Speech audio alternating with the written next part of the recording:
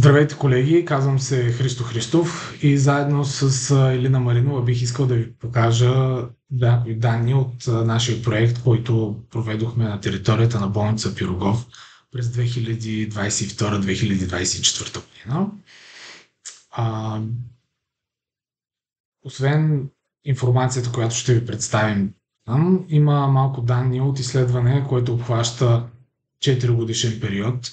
Всъщност обхваща 20 годишен период, но данните, които са подходящи за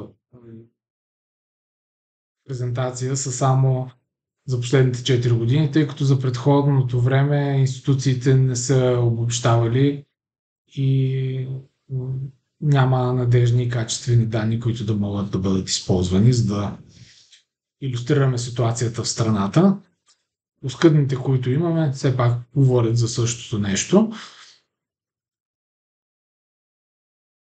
Проектът, който стартирахме в Пирогов, изискваше още в самото начало да определим какъв е броя на починалите на територията на лечебното заведение, какви са причините за смъртта.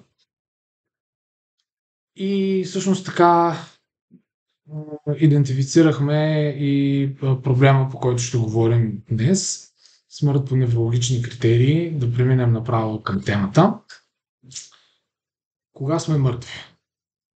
Това е записано в нашето законодателство в наредба номер 14 от 2004 година на министъра на здравеопазването за медицинските критерии и реда на установяване на смърт.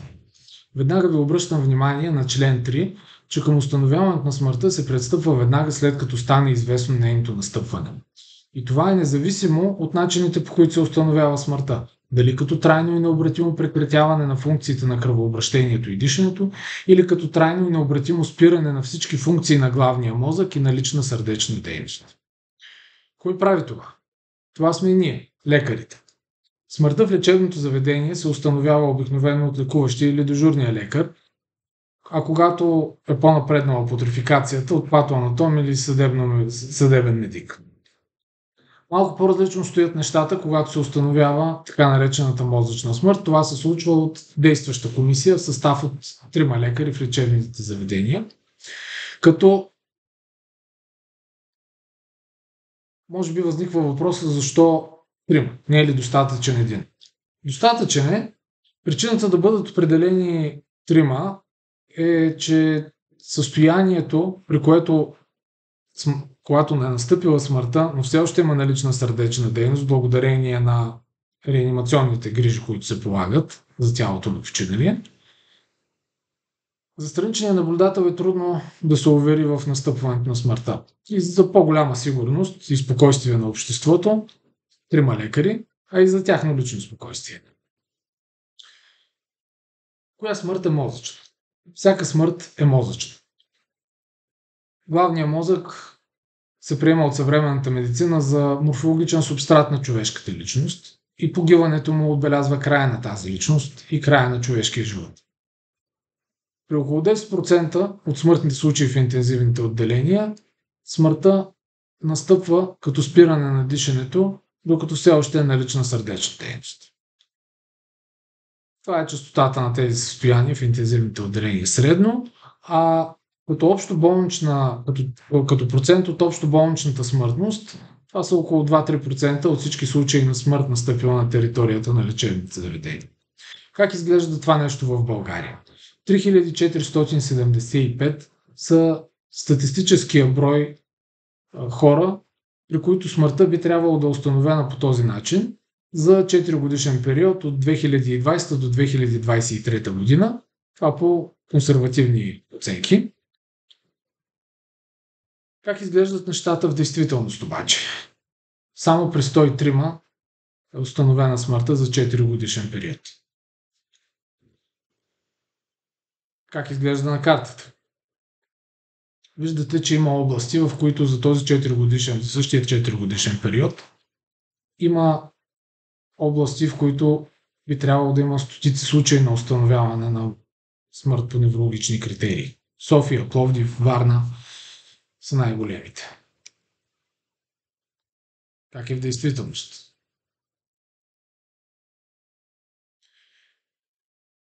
В половината от областите в страната на практика не се установява мозъчна смърт. Белите полета, това са областите, в които мозъчна смърт не се установява поради липса на лечебни заведения. Сивите са на лечебни заведения, в които да се установява мозъчна смърт. Сивите са области, в които има лечебни заведения, в които би могло да се установява мозъчна смърт, но това не се прави. И както виждате, в другите области състоянието не е много по-добро, тъй като очаквания брой би трябвало да е много по-висок. Защо е важно това нещо? Искал да ви кажа три цитата от декларацията в Сидни за смъртта на Световната медицинска асамблея, в наше време Световна медицинска асоциация.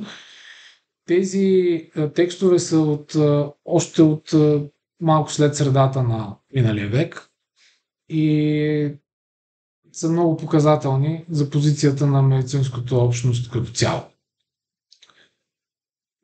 Първият е, че точката на смъртта на различните клетки и органи не е толкова важна, колкото сигурността, че процесът е станал необратим, независимо от използваните техники на реанимация.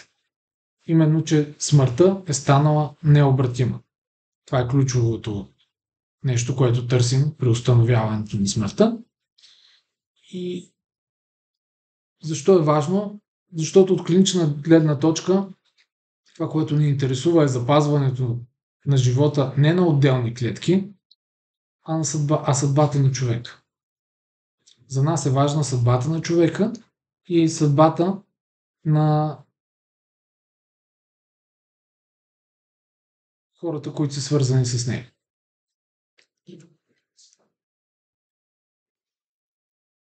От данните, които ви представих, става ясно, че хиляди хора в рамките на тези 4 години, и преди това, не получават адекватна грижа, не са получили адекватна диагностика, не са били диагностицирани по очаквания медицински ред. Много техни семейства и близки не са разбрали за смъртта на техните починали тогава, когато е настъпила, а дни и седмици, понякога и месеци след това. Третият текст, за който исках да ви обърна внимание, е, че определенето на момента на смъртта е законова отговорност на лекаря.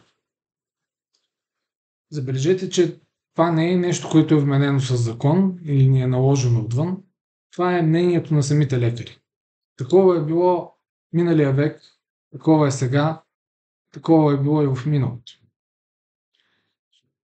Защото това е наша отговорност, това е наше задължение. Нека да ви представя малко данни от проекта в Пирогов конкретно. Той се проведе от октомври 2022 до април 2024, като броя на починалите за този период е около 2200 човека. Идентифицирани са 43 случая на настъпила мозъчна смърт. Очакваните въз основа на критериите, които ви показвате, 46 най-вероятно сме изпуснали трябва. В 36 от случаите има задействана процедура за установяване на смърт по неврологични критерии. Може би ще попитате защо не са 43. В началото имаше организационни и административни пречки, нямаше комисия за установяване на мозъчна смърт, която реално да може да работи. Не беше постоянно действаща. Реално имаше административни неуредици, колегите не бяха обучени. В 32 случая от тези 36, при които беше задействана процедурата, се установи мозъчна смърт. В 3 от тези случаи сърдечната дейност спря преди да бъде приключена процедурата. В 36 от случаите дадохме възможност на близките да зададат своите въпроси, след като им обяснихме какво е естеството на процедурата, какво е състоянието на техния близък. Дадохме им възможност да задават въпроси и им отговорих. В почти всеки от тези случаи След това съобщихме на близките за настъпилата смърт, като отново отговорихме на въпросите им, ако имаха възникнали такива. Забележите, че липсва един случай. Това не е по медицински критерии, а е по немедицински такива. И искам да ви обърна внимание на нуличката наотдолу. Нямаме реакции на неудовлетворение и недоверие от страна на близките на починалите. Точно обратното, още в самото начало получихме благодарствено писмо от близките за грижата, която сме положили за техния близък, защото постановяването на мозъчна смърт е точно това. Грижа за пациентите, когато тя е настъпила. Защо е добре да установяваме смърт по неврологични критерии? Защото го изисква законът. Тук би трябвало да спрем и това да е достатъчно, но истинските причини това нещо да бъде вкарано в закона се намират отдолу. Защото спестяваме на близките на пациентите дни, седмици, понякога и месеци болезнено очакване, а на себе си живот в лъжа. Защото по този начин не пилеем ресурси на близките, на обществото и своите.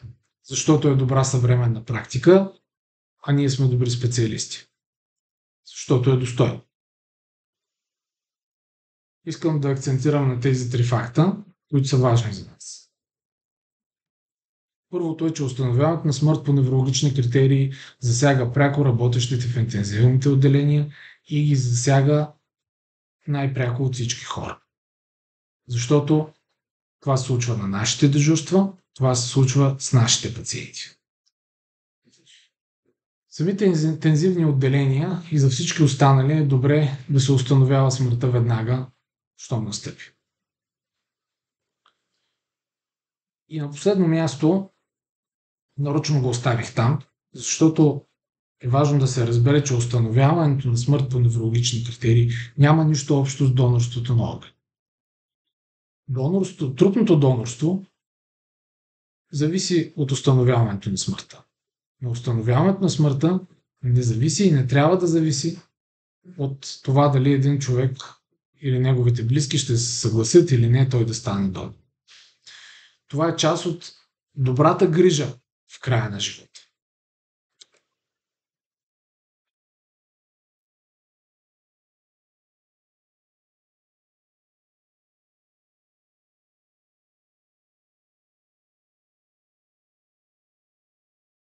Не беше лесно да съберем цялата тази информация и да обобщим.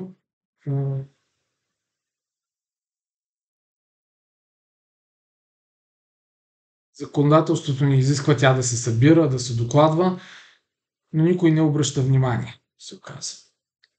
Надяваме се занапред да положим усилия тези факти да станат, да продължат да бъдат публично достъпни, защото това е начина да бъдем професионалисти и да полагаме добра грижа за нашите пациенти. Проектът продължава. Ако искате да допринесете, ще ви помоля да попълните анкетата за практиките в лечебните заведения в България, ако не сте го направили до момента. Сканирайте кода, попълнете анкетата. Ако имате желание да получите резултатите, попълнете контактите си в анкетата и ние ще ви изпратим резултатите лично. Благодаря ви за вниманието. Надявам се да сме ви били полезни. И ако имате някакви въпроси или имате желание да ви помогнем да подобрите практиката си на база опита, който придобихме през последните години, или за каквото и да е друго, с което смятате, че може да сме ви полезни, това са контактите. Ще се радвам да бъдем полезни. Благодаря ви още веднъж и довиждане.